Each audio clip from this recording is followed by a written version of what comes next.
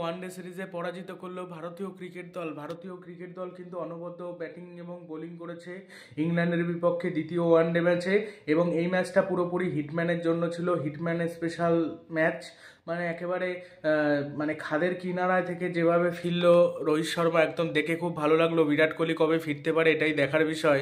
মানে রোহিত শর্মা নিজে বলেছিল যদি আর এই লাস্ট দুটো ম্যাচে যদি খেলতে না পারে সে চ্যাম্পিয়ন্স ট্রফিতে খেলবে না, নিজে থেকেই সরে যাবে। কিন্তু সে যেভাবে এই ম্যাচে ফর্মে ফিরলো, মানে সামনে যে চ্যাম্পিয়ন্স ট্রফিতে যে এরকম ব্যাটিং আবার পুরনো সেই হিটম্যানকে আমরা দেখতে পাবো, হিটম্যানকে, এটাই সে প্রমাণ করলো যে পুরনো হিটম্যান আবার ফিরে এসেছে। অনবদ্য ব্যাটিং, সেঞ্চুরি যা করলো, প্রথম থেকে মারকুটে ব্যাটিং।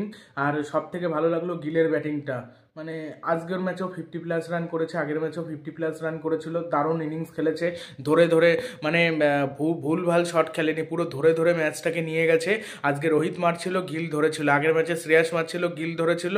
আর আজকে গিল ধরেছিল, আজকে রোহিত মারছিল। আর শ্রেয়াস আর আজকে 47 বলে 44 রান করেছে। মোটামুটি ব্যাটিং করেছে শ্রেয়াস আর, তাও খারাপ ব্যাটিং করেনি।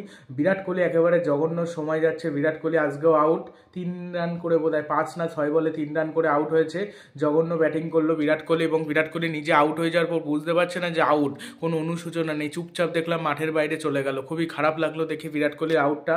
আর রোহিত শর্মা পুল মেরেছে, স্লগ সুইপ মেরেছে, রিভার্স সুইপ মেরেছে, কত রকম শট খেলেছে, কাট শট মেরেছে, কাটে 4 মেরেছে। এবং যে আদিল রশিদ আগের ম্যাচে অনবদ্য বোলিং করেছিল, সেই আদিল রশিদের বলে বলে বাড়ি 4-6 দারুণ ব্যাটিং করেছে, দারুণ অনবদ্য ব্যাটিং। আর ওইদিকে 305 রানে অল আউট হয়ে গেছিলো, 306 রান বোধহয় ভারতকে চেস করতে হয়েছিল। 45 ওভারের আগে ভারত ম্যাচ জিতে গেছে অলরেডি। হার্দিক পান্ডিয়া মাঝে নেমেছিল, 6 বলে 10 রান করেছে। এবং আজকের ম্যাচেও আগে ব্যাটিং করেছিল অক্সার প্যাটেল যেরকম ব্যাটিং ভালো করছে, বোলিং আবার ভালো করছে রবীন্দ্র জাদেজা। আগের ম্যাচেও 3 উইকেট, এই ম্যাচেও 3 উইকেট। এই ম্যাচে মানে অনবদ্য বোলিং করেছে, আগের ম্যাচেও অনবদ্য বোলিং করেছে। মানে তার বল খেলতে যে প্রবলেম হচ্ছিল ইংল্যান্ডের ব্যাটসম্যানরা বুঝতে পারছিল, বল এত টান করছিল তার বল।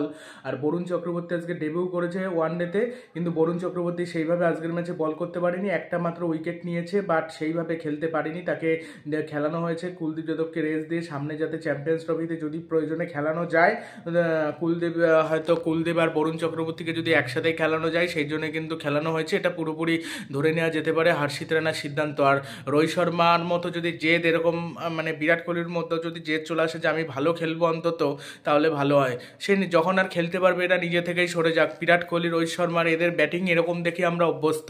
মানে রোহিত শর্মার আজকের ব্যাটিং দেখে মনে হচ্ছিল ঠিক পুরনো হিটম্যান ফিরে এসেছে। 2023 সালের ওয়ানডে ওয়ার্ল্ড কাপে যে হিটম্যানকে দেখেছিলাম, ওই হিটম্যানকে আমরা দেখতে পেলাম। মানে অনবদ্য ব্যাটিং, কি হিটিং, কি খুব সুন্দর হিটিং করেছে। এবং বলে বলে 4-6 এটাই দেখে বেশ ভালো লাগছিল। অসাধারণ ব্যাট করেছে কিন্তু হিটম্যান রোহিত শর্মা। হিটম্যান একেবারে সুপার ব্যাটিং, সুপার অনবদ্য যে ব্যাটিং বলে না, সেরম ব্যাটিং করেছে। আর ওইদিকে বিরাট কোহলি একেবারে ফর্মে নেই, ওটা দেখে বাজে লাগলো। বিরাট কোহলি একেবারে ব্যাটে বলই লাগাতে পারছে না ঠিকঠাকভাবে। আর ওইদিকে বেন ডাকেট 50+ রান করেছে। রুটও ভালো ব্যাটিং করেছে, রুটটা ভালো খেলছিল। রুট যদি সেঞ্চুরি করে দিত, এখান থেকে 350 রান করলে একটু হলেও চাপ হতো। তার কারণ উইকেট অলরেডি 6টা পড়ে গেছিলো ভারতের, 6টা মনে হয় উইকেট পড়ে গেছিলো। কেএল রাহুল আজকে খেলতে পারলো না, কেএল রাহুল হতাশ করেছে। হয়তো এরপরে হয়তো যখন সুযোগ পাবে তখন ভালো খেলবে, কিন্তু এইভাবে যদি ব্যর্থ হতে থাকে ঋষভ পান্তকে কিন্তু তখন নিয়ে আসা হবে। থার্ড ম্যাচে হয়তো আমরা দেখতে পাবো ঋষভ পান্তকে চান্স দেবে হয়তো। তৃতীয় ম্যাচটা সিরিজ অলরেডি জিতে গেছে, ওয়ানডে ম্যাচ জিতে গেল, ভালো লাগলো।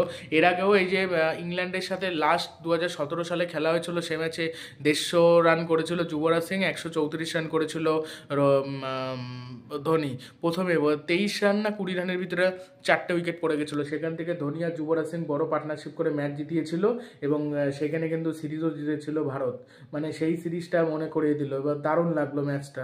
আর লাস্ট দিকে এত স্লো ব্যাটিং করছিল। আর আজকে যদি রোহিত শর্মা না খেলতে পারতো, এই রান চেস করতে পারতো নাকি সন্দেহ আছে। যদি রোহিত শর্মা 20-30 রানের ভিতরে আউট হয়ে যেত। গিল তো ভালো খেলেছে, বিরাট কোহলি ফর্মে নেই, ওইদিকে অন্য প্লেয়াররা কতদূর কী করতে পারতো এটা নিয়ে সংশয় আছে। কেএল রাহুলের ওই 6 নম্বরে ব্যাটিং পাঠাচ্ছে, অক্সারকে 5-এ পাঠাচ্ছে, ওইটাই তার সাথে শ্যুট হচ্ছে না।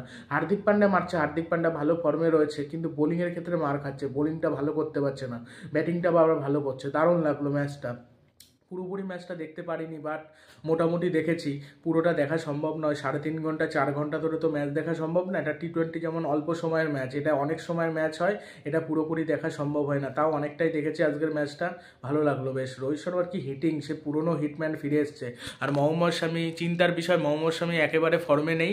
এইভাবে যদি মার খেতে থাকে, আজকের ম্যাচে মার খেয়েছে, একটা উইকেট নিয়েছে, মার খেয়েছে, আজকে ভালো বল করতে পারেনি। মোহাম্মদ শামির ফর্মে ফিরে আসতে হবে। হার্ষিত রানা মোটামুটি বল করেছে, মোটামুটি, একটা অত ভালো করতে পারেনি।